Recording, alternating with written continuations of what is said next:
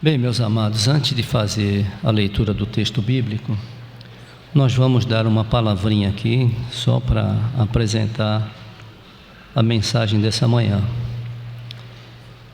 Nós gostaríamos de lembrar que o Estado de Israel e outros povos árabes, lamentavelmente, estão em trevas. Jesus Cristo não é a maioria em nenhum dos lados. E quando não há luz, sobrepujam trevas. Jesus veio para o povo judeu. O povo judeu não o recebeu. Mas ele disse que a todos quanto receberam, deu-lhes então o poder de serem chamados filhos de Deus. E esses filhos de Deus formam o corpo de Cristo hoje, constituído de judeus convertidos, árabes convertidos, gregos e de todas as partes do mundo, pessoas que se converteram, então foram atraídas por Jesus Cristo na cruz. É o corpo de Cristo. Agora lembrem-se, porque para entender bem isso, judeus e árabes estão em trevas. Os judeus por não receberem Cristo, os árabes da mesma maneira. A função de um salvo por Jesus Cristo e a função da Igreja de Cristo é pregar o Evangelho tanto a judeus quanto a árabes, como a qualquer outro povo, outras línguas, nações. Tanto é que essa igreja, ela investe nas missões transculturais, tribos fora do Brasil, povos, etnias, enfim, onde Deus chamar alguém desta igreja para a obra, essa pessoa irá fazer o trabalho do Senhor.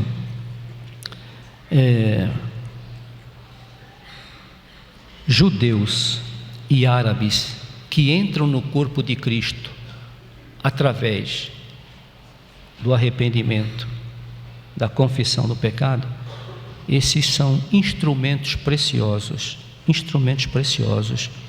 para o trabalho do Senhor. Nós temos vários árabes que são uma bênção. Eu mostrei aqui domingo passado o autor do livro Filho do Hamas. O rapaz que escreveu o livro, ele é filho de um dos cofundadores do movimento Hamas, que é uma jihad para conquistar a terra de qualquer maneira, sem intermediação de paz. Então, quando um árabe se converte, é uma bênção, e quando o judeu se converte, é uma bênção também muito grande. E nós temos esses hinos que nós cantamos do cantor cristão, a maioria deles nasceu de um judeu, que a família quebrou a cabeça dele, rejeitou ele, expulsou ele de casa, deserdou ele, porque ele se converteu ao cristianismo e renegou o judaísmo. E os árabes também fazem isso. Quando um árabe se converte, foi feito isso com esse autor do livro, o Filho do Hamas. Ele foi deserdado, abandonado pela família. Então, quando se convertem, são verdadeiros instrumentos preciosos na mão do Senhor. A mensagem de hoje, eu vou ler alguns textos. É necessário ler alguns textos para que fique entendido por que eu estou trazendo o assunto e tratando o assunto à luz da Bíblia. Porque se não fosse para tratar à luz da Bíblia, ninguém ia entender nada. Porque o grande problema hoje é que ninguém entende o problema, porque está todo mundo querendo criar um problema fora da Bíblia, e não se consegue resolver nada, não se conhece nada se não for pela Bíblia, porque terras bíblicas, povos bíblicos, assuntos bíblicos, só a Bíblia trata, e só ela explica, não adianta querer procurar explicação fora, em teses, não vai achar, é na Bíblia. E finalmente, aí vem o apelo de nosso Senhor Jesus Cristo. Ele disse: examinai as Escrituras, porque são elas que de mim testificam. Não é? E também em Mateus capítulo 22, 29, ele disse: errais por não conhecerdes as Escrituras, são elas que de mim testificam. Então, quando não se conhece a Bíblia, se fala muita coisa errada, há muita opinião errada, e manipulação da mídia. A mídia manipula tudo. E aqui me refiro a Globo, Etcaterva e por aí afora. Então, queridos, eu quero convidá-los, ditas estas palavras, para nós analisarmos o assunto, a Bíblia, Israel e o Oriente Médio, à luz da Bíblia, para entender o conflito. Deuteronômio 33, 29, vamos nos colocar em pé. Deuteronômio capítulo 33, verso 29.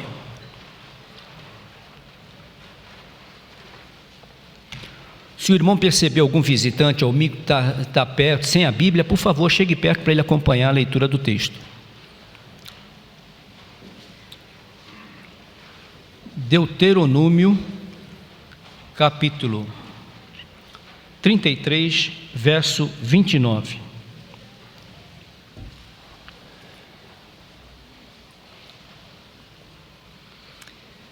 É interessante que eu vou ler o verso 29, vou voltar para o 28, viu? Hoje vamos fazer o contrário. Normalmente a gente lê o número 28, 29, 30, ou 5, 6, 7. Ou nós vamos ler o 29 e depois voltar para o 28. Bem-aventurado tu, ó Israel, quem é como tu? Um povo salvo pelo Senhor, escudo do teu socorro e a espada da tua majestade.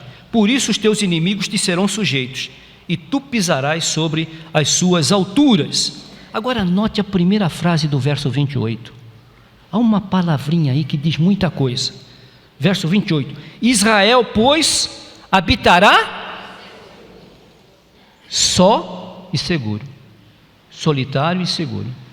Pode a versão Almeida antiga e os demais textos colocam isso. Israel, pois, habitará só, vírgula, seguro. Agora, como é que se entende isso? Só e seguro. Só e seguro. Então nós vamos entrar nesses assuntos e peço aos irmãos que estejam acompanhando tudo em oração para que esse assunto fique bem claro. Podeis assentar, amados.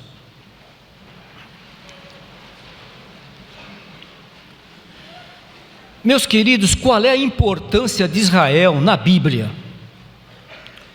Há muita gente aí falando coisa que não sabe, e é bom entender o seguinte: numa guerra, mesmo que seja para defender a soberania de um país ou de um estado, sempre acontecem erros. Nós não estamos aqui para defender erros, não. Nós estamos aqui para analisar o assunto à luz da Bíblia. Erros sempre acontecem. Civis morrem, inocente morre. Agora precisa saber por quê. O porquê disso tudo. Então nós não estamos aqui para defender erros, apenas para mostrar o assunto à luz da Bíblia. Qual é a importância desse povo? Por que Israel tem importância na Bíblia? O Dr. David Hunt escreveu um livro, O Dia do Juízo, Israel, o Islã e o Anticristo. E nesse livro ele fez um levantamento e ele mostra que o nome de Israel aparece 2.296 vezes na Bíblia. Para pensar. Israel aparece 2.296 vezes citado nas Escrituras. Está lá, Israel, povo de Israel. Então por aí já se tem uma ideia do valor, o que é esse povo em termos bíblicos. Além do mais, 2.296 vezes na Bíblia, porque Israel é um povo especializado em sobreviver às catástrofes, especializado em viver as hecatombes, especializado em viver as invasões.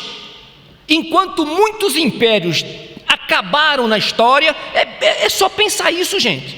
Você que estuda história, quem gosta de história, traga isso, examine. Quantos impérios que dominaram o mundo já desapareceram? Acabaram. Onde o Império Babilônico? Onde o Império do Grande Assuero?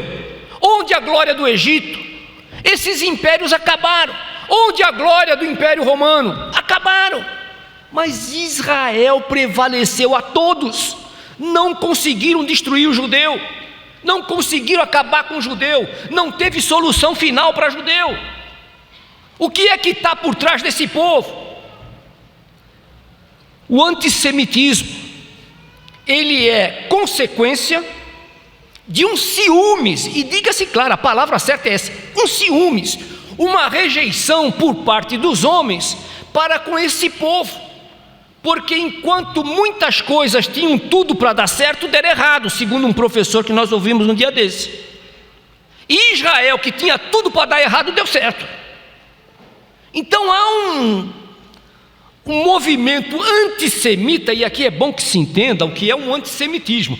Muita gente, é a palavra da moda, antissemitismo. O que é o antissemitismo? Pode um crente ser antissemita? Alguém que ama a palavra pode ser um antissemita?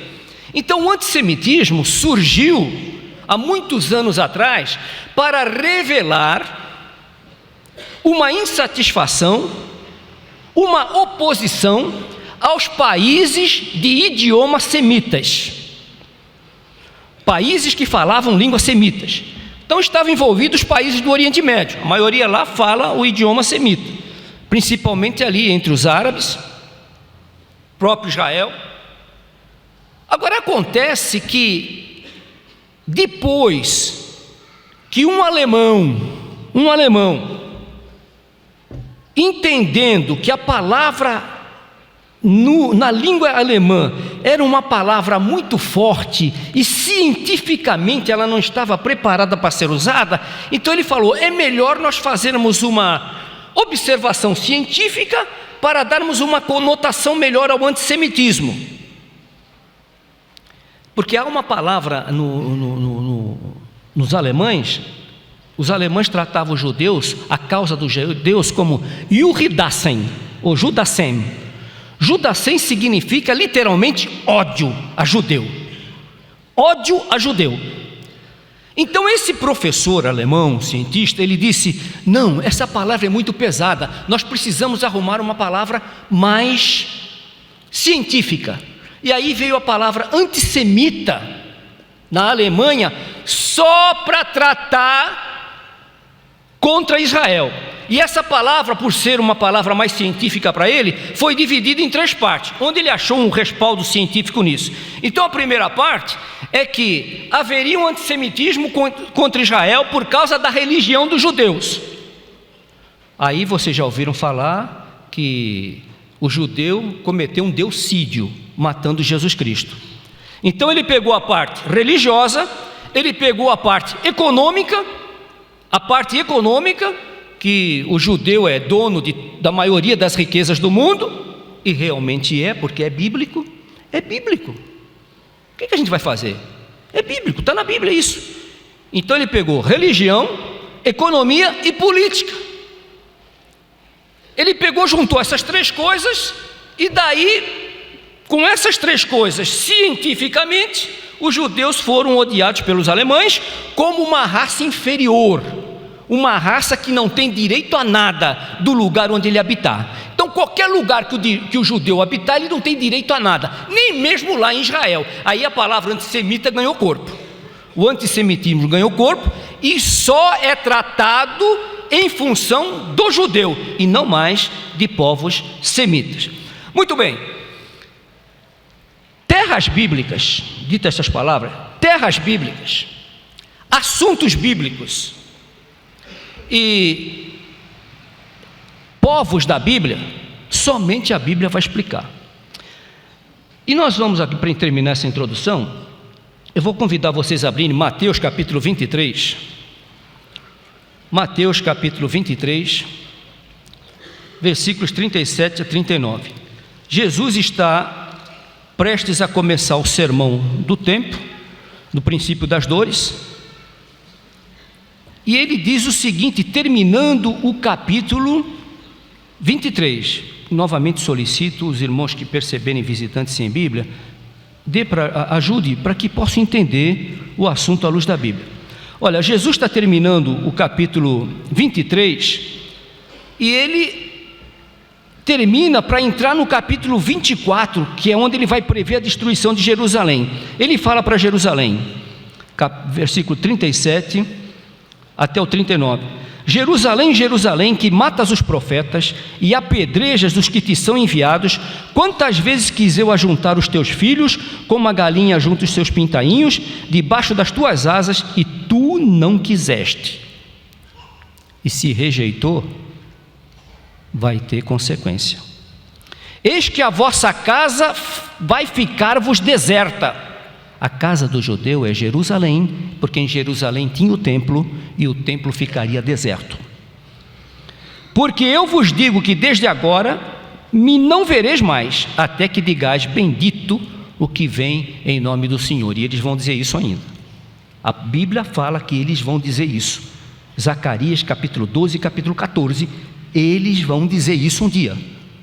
Eles vão. Quando virem as marcas que foram feitas em Jesus, eles crerão, chorarão, prantearão e crerão.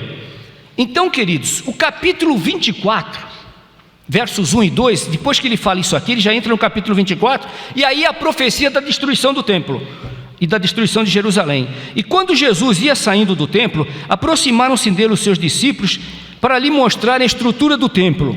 Jesus, porém, lhes disse: não vedes tudo isto? Em verdade vos digo que não ficará aqui pedra sobre pedra que não seja derrubada.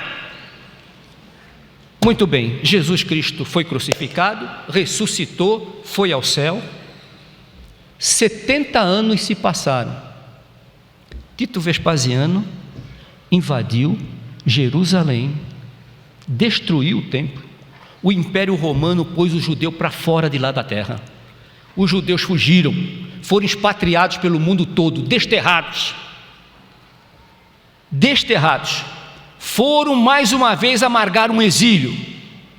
Desde a época de Nabucodonosor, os persas, caldeus, assírios. Agora o Império Romano os desterra, saíram de lá. E aquela região ficou 2000 anos sem os proprietários da terra, expatriados, desterrados. Numa fase, aí foram conquistas e brigas e confusões, até que veio o Império Otomano, o Império Turco, tomou conta daquelas terras. E ali ficaram até 1917, depois veio o mandato britânico. Até aí as coisas estavam indo, mas aí nós tivemos a Segunda Guerra. E nessa Segunda Guerra Mundial, depois da Segunda Guerra, do movimento pós-guerra, vários países foram criados. Basta ver o mapa depois da Segunda Guerra e vocês vão ver que vários países foram criados. Europa, no próprio Oriente. Agora Israel recebeu, a terra foi feita a partilha, e Israel recebeu uma parte com a maioria dos países favoráveis que os judeus voltassem para a sua terra. Então quando diz assim, Israel foi dada a terra para ele, não foi dada não. Israel voltou por uma profecia da Bíblia. Israel foi restaurado por uma voz profética. Não fizeram nada demais não. Aquilo era Deus movendo a história, a ponto dos russos, que sempre foram contra os judeus, se votaram favorável à volta dos judeus para lá, para a terra deles. Então note Deus movendo a história. Aí você vai agora, restauração profética. Abra lá em Jeremias capítulo 31. E aqui eu termino para entrar nesses pontinhos aqui que não serão muito demorados. Jeremias capítulo 31, versículos de 8 a 12. Veja o que diz a palavra aí. 31 de 8 a 12. Eis que eu os trarei da terra do norte e os congregarei das extremidades da terra, entre os quais haverá cegos, aleijados, grávidas, as de parto juntamente. Em grande congregação voltarão para aqui. Para onde? Estado de Israel. Voltarão para o lugar de onde eles foram expulsos. Virão com choro, com súplicas. Os levarei, guiá-los-ei aos ribeiros de águas, por caminho direito no qual não tropeçarão, porque sou um pai para Israel, e Efraim é o meu filho primogênito. Ouvi a palavra do Senhor a nações, e anunciai-a nas ilhas longínquas, e dizei: aquele que espalhou Israel o congregará e o guardará, como um pastor guarda o seu rebanho. Estão entendendo? Deus está dizendo: eu vou congregar eles, vou restaurá-los fisicamente, e depois virá a restauração espiritual, que aí é o milênio. Entende? Eles estão sendo primeiro restaurados como nação. Gente, como é que se explica? Várias culturas, esse povo teve disperso por vários países, vários povos, várias culturas, vários idiomas, mas Israel nunca absorveu a cultura desses povos, pelo contrário, guardou, preservou a sua cultura. E hoje, se você vai lá em Israel, a língua que eles falam é o hebraico que eles preservaram. Se o profeta Jeremias, o profeta Isaías, o profeta Sofonias viesse hoje, ia lá em Jerusalém falar a mesma língua que eles falam. Algumas palavras novas, porque tem uma mutação na língua, mas as palavras principais, principalmente das Escrituras, eles iam entender o que um rabino falaria, e o rabino entenderia o que o profeta falaria.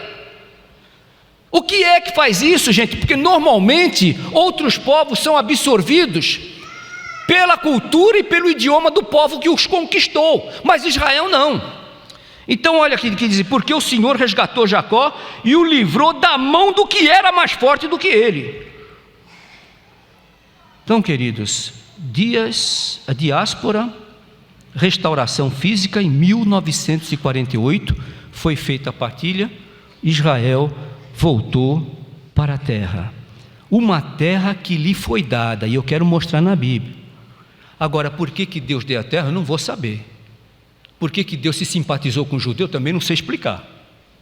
E é bom que se diga isso, porque a palavra do Senhor diz assim: fui eu que escolhi a vós, e vós não me escolheste não, fui eu que vos escolhi, e não escolhi porque vocês eram bonzinhos não, eu vos escolhi porque vos amei.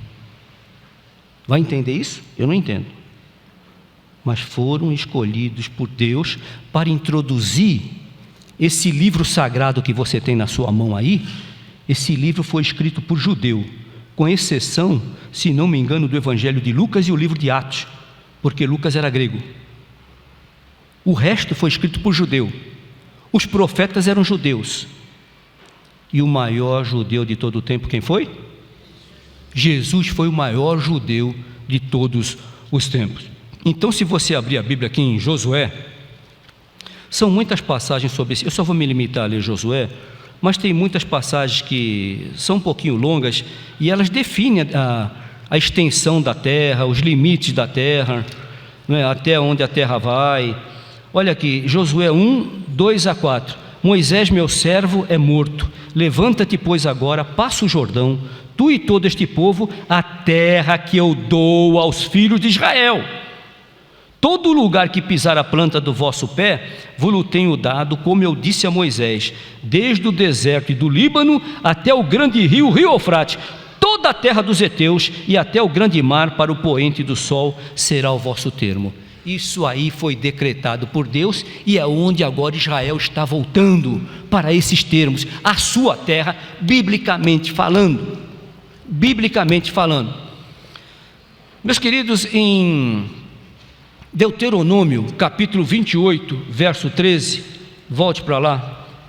Eu disse que eu precisaria ler algumas passagens. Deuteronômio 28, verso 13. O que levou o povo judeu a prevalecer sobre tudo isso? Deuteronômio 28, verso 13. Veja o que diz a palavra aí, 28, verso 13. E o Senhor te porá por cabeça, e não por cauda. Está entendendo o que significa isso? Israel nunca vai ficar por baixo não, Israel foi feito para ficar por cima. E realmente no milênio, juntamente com a igreja, serão cabeça. Mas agora veja, tudo há um prefácio, tudo prefacia. E que prefácio nós temos de que Israel é cabeça no mundo de hoje? Gente, onde estão os maiores prêmios da literatura? Onde estão os maiores prêmios da ciência? Onde estão os maiores prêmios culturais? Enfim, todas as áreas científicas, é judeu. Os maiores ganhadores de prêmio Nobel da Paz são judeus. Olha, você que tem carro, quando você der a partida no seu carro, foi Salomão Lovenhal quem descobriu o motor a gasolina. Sabe disso? Quando você for fazer uma cirurgia e tomar uma anestesia geral, foi um judeu que fez isso. Quando você vacina seu filhinho, sua filhinha, para evitar a paralisia, foi um judeu que fez isso. O judeu está acima de tudo, ele sobressai, e aí vem o antissemitismo. Porque como é que pode uma naçãozinha desse tamanho, do tamanho do estado de Sergipe, estar sempre por cima? E vocês podem ver, Não passa um jornal na semana sem falar deles. É Israel, Israel, todo mundo. Aí eu me lembro daquilo que o Senhor disse a Zacarias: farei de Jerusalém uma pedra pesada para todos os povos. Todo mundo tem medo de Jerusalém, está todo mundo com o olho em Jerusalém, porque de lá, dizem, pode aparecer a terceira guerra mundial. Meus amados, Israel foi restaurado, conforme nós vimos aqui em Jeremias. E como é que começou essa guerra? Então, muito bem, agora nós vamos lá para o primeiro lugar, a Gênesis do povo de Israel. A Gênesis do povo de Israel. Irmãos, quando Deus prometeu a Abraão um filho, Ele falou: esse filho será o filho da promessa, eu te darei um filho. E o tempo foi passando. A história está lá no capítulo 12 de Gênesis. O tempo foi passando, e nada de Sara engravidar. E aí cessou o costume das mulheres em Sara. Gente, é aí que começa o conflito, viu? Olha, vocês estão me ouvindo agora. Onde começou essa briga? Começou aí. Abram lá agora para vocês saberem exatamente quando começou essa confusão toda. Gênesis capítulo 21. Gênesis capítulo 21, versículos 9 e 10. Gênesis 21, 9 e 10.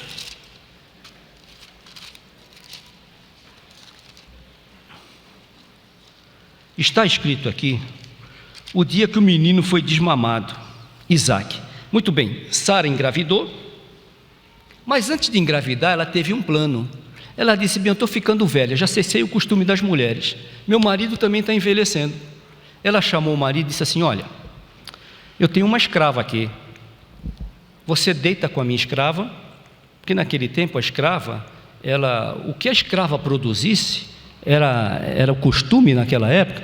Se a mulher, a esposa, a preferida, fosse estéril, não pudesse ter filho, ela poderia entregar a escrava para o marido e o filho seria considerado dela, da mulher legítima.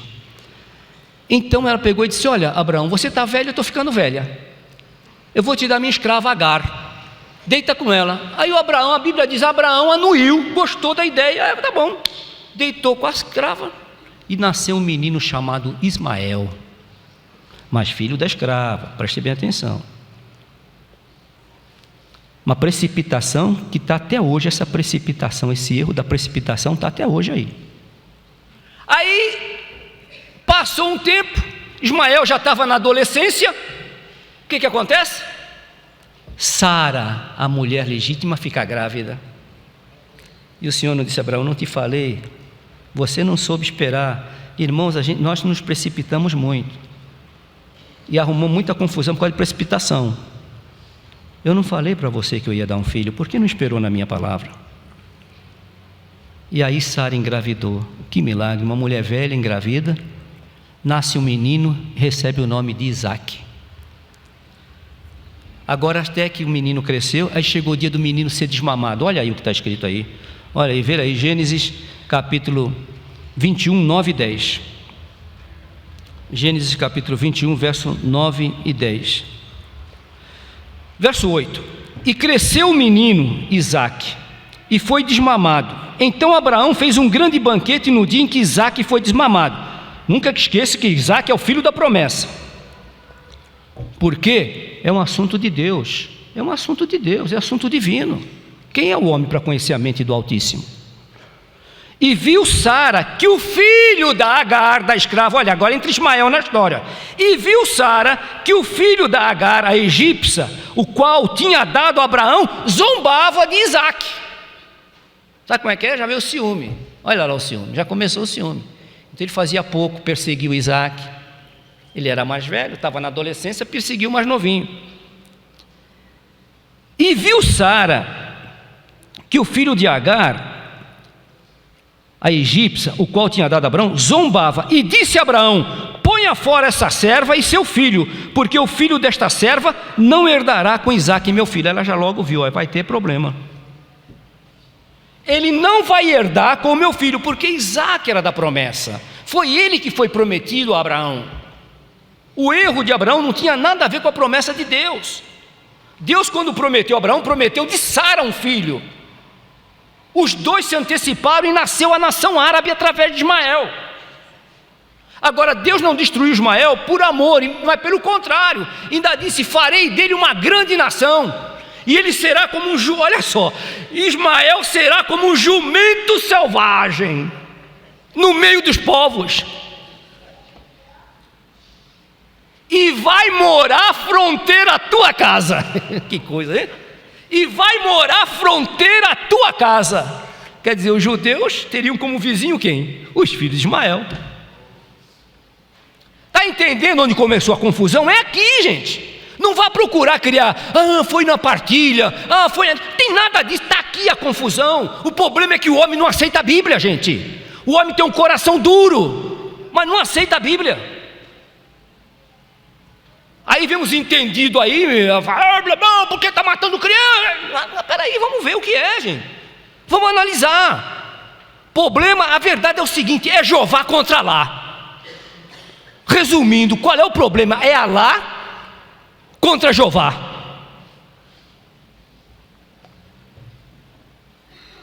No capítulo 12, então nós temos Abraão, nascimento de Isaque, a briga com Ismael, e depois aqui então nós temos já Isaque, formando a sua descendência.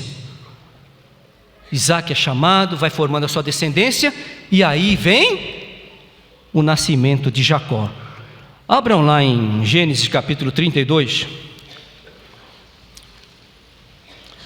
Gênesis capítulo 32, versículo 24 ao 28. Aqui Jacó vai passar o vale de Jaboque. Ele tem um encontro com seu irmão. E é interessante lembrar que quando Jacó, filho de Isaque, aí Isaque já estava casado, teve um filho chamado Jacó, mas só que nasceram gêmeos, Jacó e Esaú. Esaú ia seguir a linhagem de Ismael. Tanto fala que Esaú era flecheiro e gostava de caçar. Ismael foi flecheiro e se dedicou à caça, habitando no deserto. E Esaú tinha o mesmo tipo, ia ser incorporado ao grupo dos árabes. Agora note só aqui, olha, Jacó ia se reconciliar com Esaú, porque se separaram. Esaú desprezou, olha, veja bem, Esaú desprezou a bênção. Quando Jacó nasceu, ele nasceu agarrado ao pé de Esaú. Esaú era o primogênito, e como primogênito tinha direito à bênção do pai. E então, como Esaú não estava nem aí para a bênção, Jacó quis a bênção. Eu tenho muito cuidado de falar sobre Jacó, não, mas ele queria a bênção. Ele queria a bênção. Jacó é Israel, vocês vão ver aqui agora. Esaú desprezou o que seria a bênção. Trocou por um prato de lentilha, estava com fome. Aí Jacó falou: você quer comer um guisado aqui? Eu faço um preparo para você, gostoso. Eu quero. Aí Jacó falou: olha, me dá a bênção da primogenitura. Aí para que me serve isso? Me dá o prato de guisado, aí fica com ela. Está aí, se você ler na Bíblia, está aí, ó. E naquele dia então Jacó se apoderou da bênção e foi abençoado. Agora veja aí, ele atravessa o vale de Jaboque para fazer as pazes com o irmão Esaú. Eles estavam separados. Quando Esaú viu que perdeu a maior bênção por parte do pai, quis matar o irmão.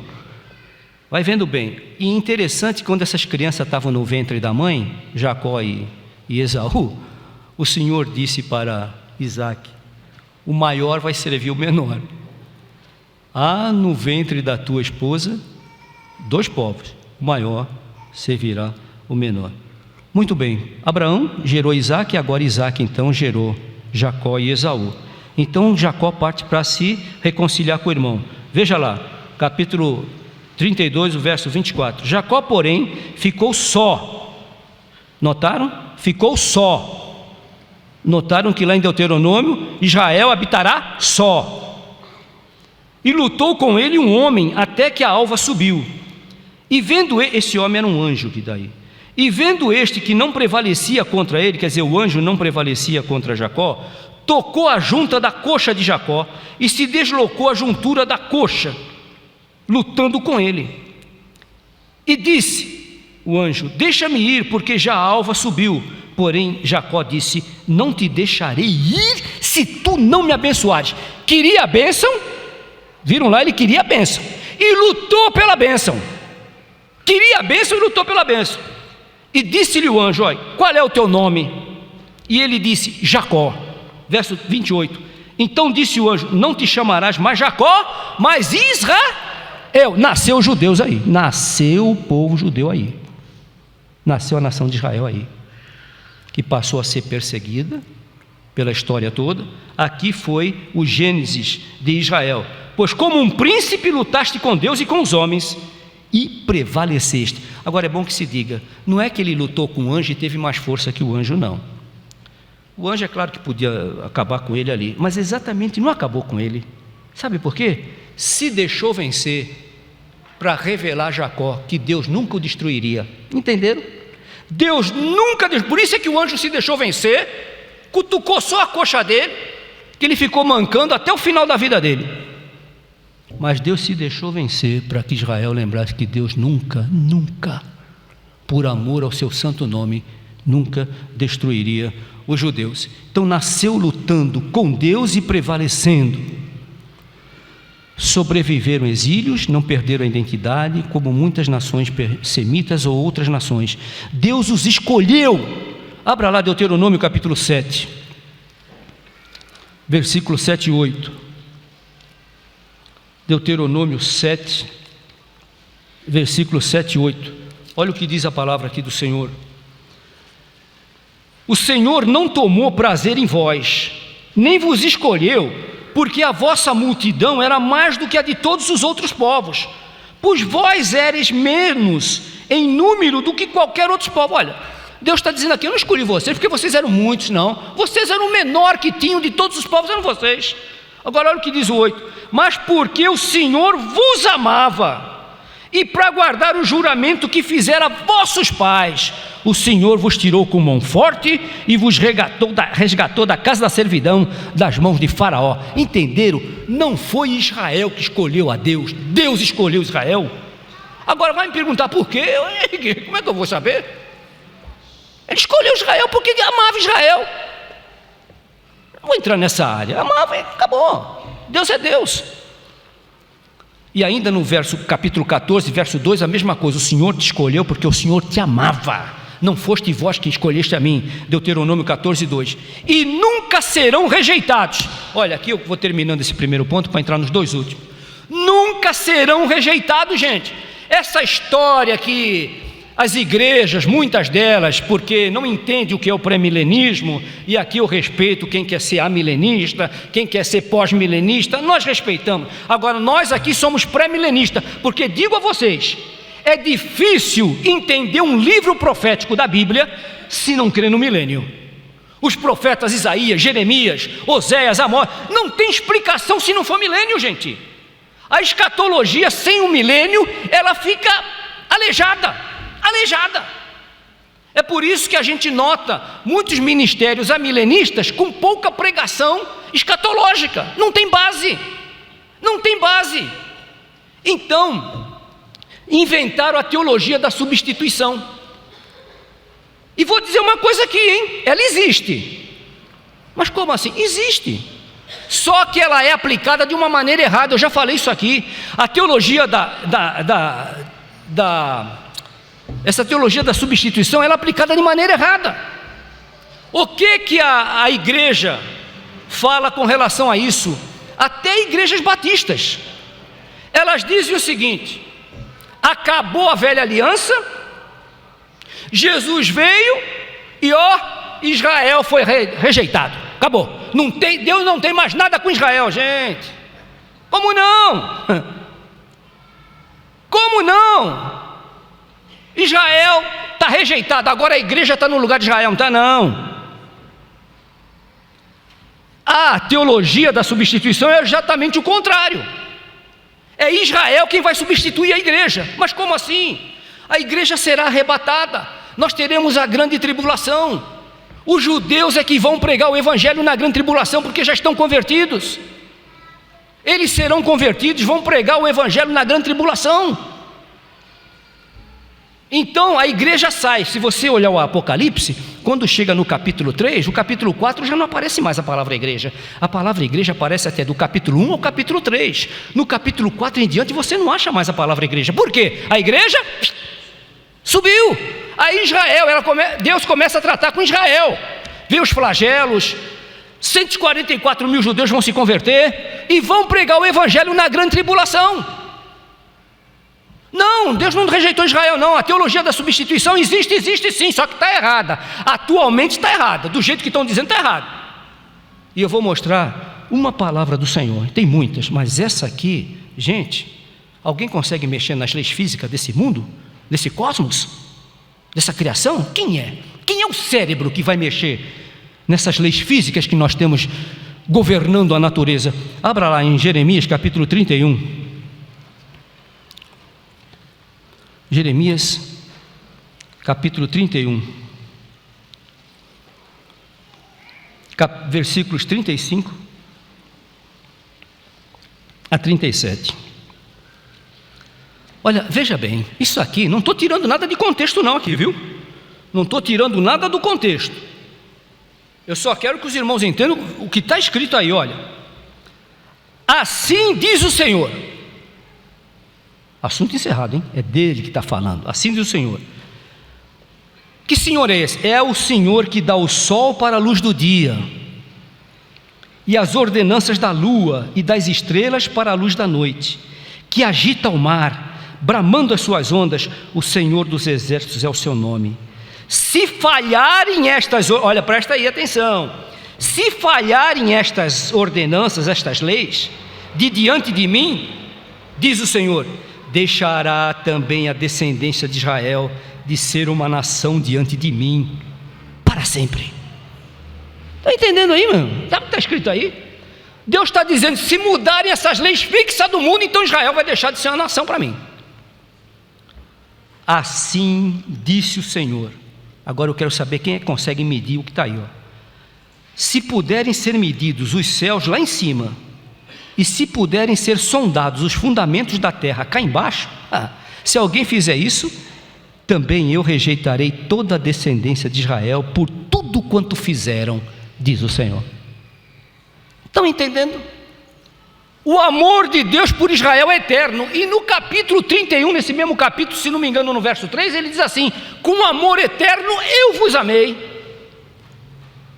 Então Israel nunca será rejeitado por Deus, não. Você não pode dizer que Israel foi rejeitado? Não! Deus ainda tem um plano para o Estado de Israel. Basta ler lá, Romanos capítulo 9, 10 e 11. Está lá, está claro, Paulo fala isso. Que no final, ainda todo judeu será salvo. Muito bem, meus amados, então nós vimos aqui a gênese do povo de Israel. Nasceu com luta, permanece com luta e vai ficar lutando até o fim. Essa é a história de Jacó. A história que começou com Abraão, Isaac, Jacó, nascimento da nação de Israel, e a terra que Deus lhes deu é deles. Segundo lugar, bem-aventurados que amam Israel. Está aqui. Pastor, o senhor é sionista? Não, eu sou bíblico, está aqui, ó. Não é sionista, eu sou bíblico. É um povo que tem direito a existir, gente. Foi Deus que chamou eles. Ou nós cremos nisso então. Porque, olha, eu tenho dificuldade de entender um crente antissemita, sinceramente. Interessante é que há um autor desconhecido, ele fez uma colocação muito boa. Ele disse assim, estranho que Deus escolheu o judeu. O autor judeu, ele fala isso, estranho que Deus escolheu os judeus. Mas o mais estranho ainda é que aqueles que escolhem o Deus dos judeus odeiem o judeu. Estranho que Deus escolheu o judeu, eu estranho. Mas o mais estranho ainda que aqueles que escolhem o Deus dos judeus odeiem o judeu. Daí você vai entender a história da oliveira, o ramo natural, não é? Nós ainda vamos falar nisso aqui. Então cuidado, Bem-aventurados que amam Israel, Gênesis 12, de 1 a 3, está lá, o Senhor chamou Abraão, ali foi a chamada para fundar umas terras, para fundar um povo, aí nasceu Isaac, veio Jacó, era através desse povo que Deus ia introduzir o seu plano de salvação para os homens. Então está aqui, ó, Gênesis 12, de 1 a 3, irmãos, bem-aventurados que amam os judeus. Sabe qual foi a maior glória que o Egito teve? O Egito teve uma glória fenomenal na história do Egito. Por causa de quem? Por causa de um judeu. Por causa de um judeu. Esse judeu chamava-se José. Você conhece a história do Egito? O faraó teve aquele sonho, José foi lá, decifrou. O judeu que estava lá, José, fez com que o Egito fosse abençoado. Quando ele traduziu o sonho do faraó, aquele faraó, por causa disso, abençoou José. No fim, o que nós vemos? O faraó diz assim: José, eu te coloco diante de todo o Egito. Tirou o anel do dedo e colocou no dedo de José e disse: aqui no Egito, só eu ficarei acima de ti. O Egito é teu, mas eu acima. E aí vocês conhecem, foi a maior fase que o Egito passou. E aí depois veio um faraó que não conheceu José, e vocês viram a miséria que o Egito acabou e está até hoje numa pindaíba doida. Vive do passado. O Egito vive de museu, vive de múmia. Você, quando chega no Egito, só vai visitar múmia, vai visitar museu, é pirâmide pela metade, é construções, né? Você vive do passado. Mas a maior glória do Egito foi quando um judeu esteve lá e abençoou a terra do Egito. A fome que deu. E a Bíblia diz que com aquela fome tomou parte daquele mundo todo da época. E todos iam lá comprar mantimento na mão de José. E o faraó enriqueceu, o Egito prosperou. Gênesis 47, 5 e 6. Dá uma abridinha aí. Gênesis 47, 5 e 6. Gênesis 47, 5 e 6. Então falou Faraó a José, dizendo: teu pai e teus irmãos vieram aqui para o Egito. A terra do Egito está diante de ti. No melhor da terra faz habitar teu pai e teus irmãos. Habitem na terra de Gósen. E se sabes que entre eles há homens valentes, o porás por maioral do gado e sobre o que eu tenho. Pronto, a bênção. O faraó amou, recebeu a família de José. Jacó foi para o Egito com seus irmãos, com seus filhos. E vocês veem a glória que o Egito teve naquela época. E hoje o que é o Egito? O Egito vive de peças de museu do passado, uma glória do passado. O Egito foi abençoado porque amou Israel. Raabe a meretriz, Josué capítulo 2 e 9. Aquela mulher amou aqueles espias judeus. Era uma prostituta. E ela disse: eu já ouvi falar do vosso Deus. Eu vou esconder vocês aqui, porque o rei daqui vai procurar vocês. Ela escondeu os espias na conquista da terra. E o que aconteceu? Quando foi para os judeus destruírem aquela capital pagã, onde idolatria, sexo, imoralidade permeava aquela terra, que Deus mandou destruir, o que aconteceu? Foi dito: olha, não toquem em Raabe, porque ela preservou os espias. E sabe que coisa linda? Onde essa mulher foi parar? Ó? Mateus capítulo 1, verso 5. Ela casou com um homem chamado Salmão, que era príncipe, virou princesa. Saiu do meretrício, virou princesa. E se você for para Hebreus 11, 31, aquela mulher virou uma heroína da fé, porque amou os judeus. Eu tenho comigo aí o Canadá. Isso aqui é rapidinho. O Canadá é um país agora que tem um primeiro-ministro crente praticante. Crente praticante. Esse primeiro-ministro teve a coragem de se levantar e ir lá no parlamento de Israel e falar diante do parlamento o apoio que ele dava ao Estado de Israel, a necessidade de Israel existir como uma nação. Na hora que ele estava falando isso, os árabes, olha, vê bem, por que o povo, as nações odeiam Israel? Porque Israel é a única democracia pluralista do Oriente Médio. Eles têm até deputados lá que são árabes. Os árabes então se levantaram em protesto do que o ministro estava falando e saíram. Não foram perseguidos, não teve retaliação, não, saíram, é um direito. Entende por que a turma daqui não gosta? Essa turma que quer cubanizar o país, etc. Vocês sabem o que eu estou falando, né? Eu quero ficar na mensagem bíblica. Esse pessoal não gosta do judeu, é a única democracia no Oriente Médio. O resto é ditadura para tudo quanto é lado lá. Então ele se levantou e fez um discurso. Gente, resumindo, procure saber o que é o Canadá hoje.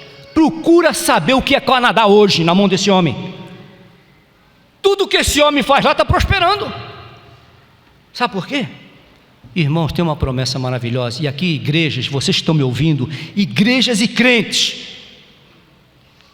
Abençoarei os que te abençoarem, e amaldiçoarei os que te amaldiçoarem. Estão entendendo? Todos os povos que abençoaram os judeus, todo crente que abençoa o judeu é abençoado. Pastor, está fazendo propaganda sionista? Não estou não, estou pregando a Bíblia. Está escrito aí, Gênesis 12, de 1 a 3, leia aí. Está escrito aí na sua Bíblia. E tem mais ainda. Salmo 122, verso 6. Orai pela paz de Jerusalém. O que diz lá o resto? Prosperarão aqueles que te amam. Bem-aventurados os que amam Israel. Atos 10, nós temos a história de quem? Cornélio. Por que foi abençoado? Amava os judeus. Centurião lá de Mateus 8,5 foi procurar Jesus. Senhor, eu sei quem tu és, manda uma palavra e meu servo curará. Foi abençoado ele e toda a casa dele, porque amou o Messias de Israel. E finalmente, irmãos, último ponto, a gênesis do povo judeu, bem-aventurados que amam Israel. Terceiro e último, não toquem nos judeus. Não toquem nos judeus. Mas quem é o Senhor para falar isso? Não estou falando, não sou eu que disse isso. Não sou eu que disse isso. Está escrito na Bíblia que você diz que ama, na Bíblia que você diz que crê. Vá lá em Zacarias capítulo 2, verso 8. Zacarias capítulo 2, verso 8. Estamos chegando ao fim. Zacarias 2,8 diz assim: ó Israel, quem toca em ti, toca na menina dos meus olhos. Não toque no judeu não, é a Bíblia, é Deus que está dizendo, esse povo é a menina dos meus olhos. E agora vai fazer o quê? O que a criatura vai discutir com o Criador? Não tem nem cabimento. Quem toca em ti, toca na menina dos meus olhos. Olha, gente, só quem trouxe Israel à existência é que pode puni-lo. Entendam isso. Só quem trouxe Israel à existência é que pode puni-lo. E nós temos essas punições na Bíblia. E o nazismo foi uma punição. O nazismo foi Deus tratando com os judeus. Mas que maneira de tratar? Sim, mas que maneira de tratar? Mas olha o Estado de Israel hoje. Lá no capítulo, só para vocês anotarem na Bíblia aí, se quiser abrir lá, pode abrir. Isaías capítulo 42, versículos 23 a 25. Isaías 42, 23 a 25. Capítulo 42, 23 a 25. Olha o que diz a palavra aí. Quem há entre vós que ouça isto, que atenda e ouça o que há de ser depois? Quem foi que entregou Israel por despojo e a Jacó os roubadores? Porventura não foi o Senhor aquele contra quem eles pecaram, e nos caminhos do qual não querem andar, não dando ouvidos à sua palavra, à sua lei? Por isso derramou sobre eles a indignação da sua ira e a força da guerra. Isso aí é Hitler, viu, gente? Isso aí é Hitler. Olha aí, o nazismo está aí. E lhes pôs labaredas em redor, porém nisso não atentaram, e os queimou, mas não puseram nisso o coração. O judeu foi queimado, aquelas valas, aquelas câmaras de gás, aquele vale de ossos do capítulo 37 também está lá. Mas, meus queridos, o que é da Alemanha? O que foi a Alemanha de Hitler? Hitler acabou assassinado, o Império Alemão foi destruído, acabado, e aquele povo que ele queria acabar, 6 milhões de judeus ele matou, ele queria acabar, era a solução final. Esse povo, 2 anos depois, se levanta e volta para a terra de Israel e proclama a sua independência como uma nação independente, depois que foi feita a partilha da terra. E aí, quando Israel voltou, os árabes, não queremos ele aqui, Ismael Aí vieram as nações árabes todas contra os judeus, e o judeu prevaleceu nas guerras. O judeu prevaleceu todas as guerras. Sabe por quê? Ninguém vai tirar mais esse povo dali, ninguém. A Bíblia diz: eu, o Senhor, o coloquei na sua terra, e jamais serão arrancados da terra que eu lhe dei. 2 anos depois, ainda esfacelados, acabados, voltaram, chegaram lá, encontraram um lago de malária, peste, doença, areia de deserto, cultivaram, aplanaram aqueles lagos de malária. Hoje Israel é o maior produtor de frutos cítricos para toda a Europa. Por que não fizeram isso as nações árabes? Por que querem que os judeus dê parte da terra quando os árabes...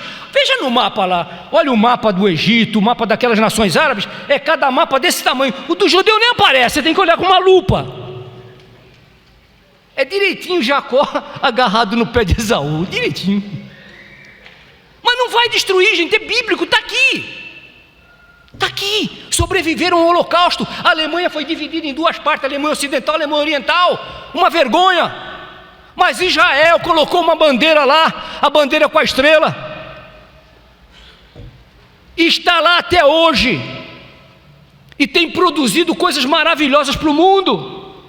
E tem muito árabe antissemita, e gente antissemita, que na hora do aperto vai usar medicação israelense, vai usar anestesia, vai comprar um carrinho com motor a gasolina bom, está entendendo?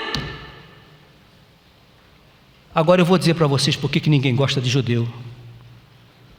Porque está na Bíblia. Oséias capítulo 8, verso 8. Pode ver lá. Está na Bíblia. Oséias capítulo 8, verso 8. Israel foi devorado. Israel está no mundo como um vaso que ninguém tem prazer. Atualizada fala: Israel está no mundo como coisa que ninguém gosta. Ninguém gosta de judeu, gente. Foi feita uma pesquisa, não tem muito tempo aqui. Você gostaria de ter um vizinho judeu? Mais de 70% dizendo: não quero. Eu não quero vizinho judeu. Falta de esclarecimento, falta de... Não, eu não quero a bênção perto de mim, não. Gente, eu não estou aqui defendendo causas políticas. Eu só estou dizendo: não toque nos judeus. Vocês têm um exemplo tão claro na Bíblia. Amã, no livro de Esther, né? Ele fez uma forca para Mardoqueu, que era judeu, e no fim quem acabou na própria forca? Foi Amã. Quis destruir o judeu, acabou ele sendo destruído. Que mais ainda teria que falar? Gamal Abdul Nasser: eu vou jogar Israel para o mar. Você sabe quem é Gamal Abdul Nasser? Já ouviu falar nele hoje? Essa geração de hoje não conhece. Quem foi? Foi o líder egípcio que declarou Israel teria que morrer, o afogamento do povo judeu, empurrar o judeu para o mar. Quem é Gamal Abdul Nasser? Já ouviu falar? Morreu. Saddam Hussein: eu vou acabar com o judeu. Quando acharam o homem, deu uma toca, parecia um rato, aquela barba. Foi enforcado pelo próprio povo dele. Não mexam com o judeu, não toquem no judeu. E sem contar os exemplos de pessoais, particulares. E olha, vocês crentes, orem pelo nosso país, orem pela nossa pátria, porque por falta de conhecimento estão fazendo bobagem aí. Por falta de conhecimento, para não dizer falta de leitura, falta de conhecimento. E eu vou terminar dizendo por que os árabes querem destruir Israel. Primeiro, por causa de um fanatismo religioso que eu falei no início, é a guerra de Alá contra Jeová. Os árabes, pela jihad, esperam um califa global. Eles esperam um califa global. E nessa espera, e nessa jihad, e nessa guerra, segundo eles entendem do Alcorão, e o Hamas, eu li o Estatuto do Hamas, eu tenho o Estatuto do Hamas aí, foi traduzido para o português, veio de lá, eu tenho aqui. Lá no texto 7, no texto 13, no capítulo 13, diz o seguinte, que Israel tem que ser destruído. E que esses tratados de paz, em prol do Oriente Médio, não significam nada para essas organizações como Hamas, Hezbollah e tantas outras. O que eles querem é destruir Israel. E sabe qual é o lema que está na mente desses muçulmanos? As palavras do Ayatollah Khomeini: no sábado mataremos judeus, no domingo mataremos cristãos. No sábado matamos judeus, no domingo mataremos cristãos. E sabe qual é o grande lema dessas organizações terroristas? Aí é que vocês vão entender por que eles colocam criança como escudo.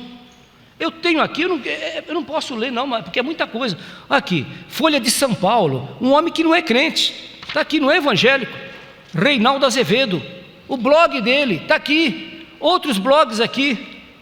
Por que tanto ódio contra preconceito contra Israel? Sabe qual é o lema dessas organizações terroristas? É o seguinte: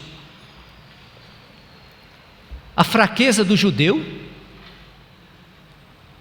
é o amor deles pela vida, e a força do árabe é seu amor pela morte. Eu tenho vídeos aqui de crianças, aliás, quarta-feira apareceu, crianças, quarta-feira foi mostrado aqui, crianças sendo preparadas para ficarem como escudos humanos em nome de Alá. Aí vocês vão entender que esse amor à morte, eles estão nem aí para a vida. Quando eles jogam foguete lá para o Estado de Israel, não quer saber se vai cair em civil. Israel ainda manda avião lá jogar folheto dizendo: saiam que nós vamos bombardear tal lugar. Saiam. Qual é a nação que faz isso, gente, numa guerra?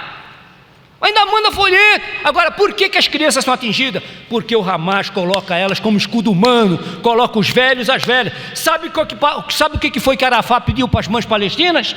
Mães palestinas, me deem seus filhos e eu vos darei um Estado palestino.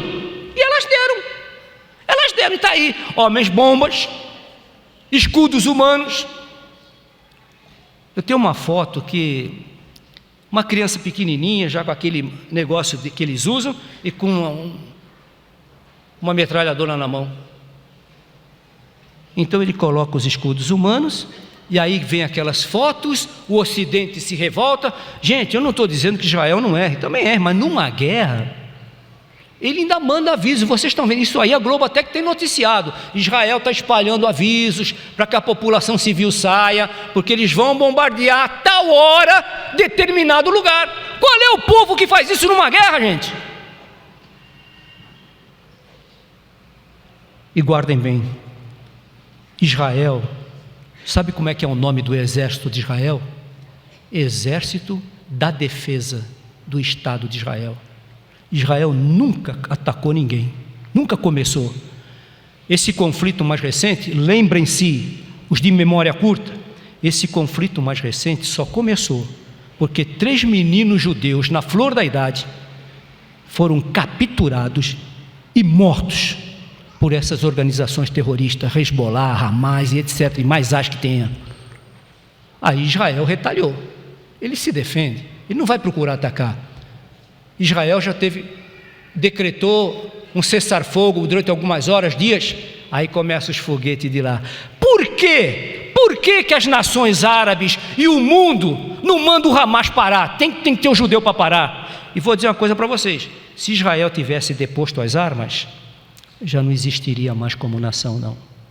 Se Israel tivesse deposto as armas para assinar um tratado de paz, não seria mais uma nação. Israel se defende e ninguém vai tirar o judeu mais daquele lugar. Agora, irmãos, esse conflito tem uma mensagem para a igreja. Qual é a mensagem? Alguém sabe? Esse conflito tem uma mensagem para a igreja. A mensagem para a igreja é: filhinhos, guardai-vos, porque já é chegada a última hora. Jesus Cristo está se preparando para arrebatar a sua igreja. Israel vai ser preparado para, na grande tribulação, fazer o papel da igreja. E depois, terminada a grande tribulação, Cristo vem com a igreja e com seus salvos de todas as partes do mundo, e juntamente com Israel, naquele dia o judeu vai ver as marcas, vão receber Jesus. E aí Paulo fala, é bom ler, viu? É bom ler Romanos 9, 10 e 11. E aí Paulo fala: todo judeu será salvo. Então, igreja, Israel, unidas no milênio. E quando eu falo igreja, árabes convertidos, judeus convertidos, porque os árabes cristãos estão morrendo lá, viu, gente? Os árabes cristãos estão morrendo pelos muçulmanos. Eu mostrei aqui quarta-feira, enforcados e queimados na Síria, nesses países muçulmanos. E onde está o mundo? O mundo está falando o quê? Cristãos queimados, vamos levantar um protesto. Não, é sempre contra o judeu. Realmente, o que a Bíblia diz, Israel está como coisa no mundo que ninguém se agrada. Preparar a igreja, porque Jesus Cristo virá nos buscar, e assim nós vamos reinar para sempre. Igreja e judeus, igreja, corpo universal de Cristo, e os judeus a partir do milênio. Lá a sede será a Jerusalém. Que Deus nos abençoe e tenha dado uma visão aos irmãos à luz da Bíblia, porque sem a Bíblia não se entende esse conflito. Vamos nos colocar em pé. Eu conto com a misericórdia dos irmãos por ter passado uns 10 minutos, mas hoje era uma coisa especial, nos perdoem. Nosso Deus e Pai, terminamos o culto agradecendo o Senhor por tudo o que aconteceu aqui. Ó Deus, eu peço ao Senhor, a tua igreja quer ficar debaixo das tuas bênçãos. Nós não endossamos erros, mas entendemos que Israel tem direito à vida, assim como também queremos a salvação do povo árabe, porque quando Jesus Cristo entra na vida de um judeu ou na vida de um árabe, as coisas mudam. E te agradecemos porque eu mesmo já testemunhei isso, Senhor, numa mesa onde estavam árabes, judeus, negros, americanos e russos. Estávamos nos confraternizando, terminando uma conferência, e pensei comigo: que bom seria se Cristo reinasse nos corações.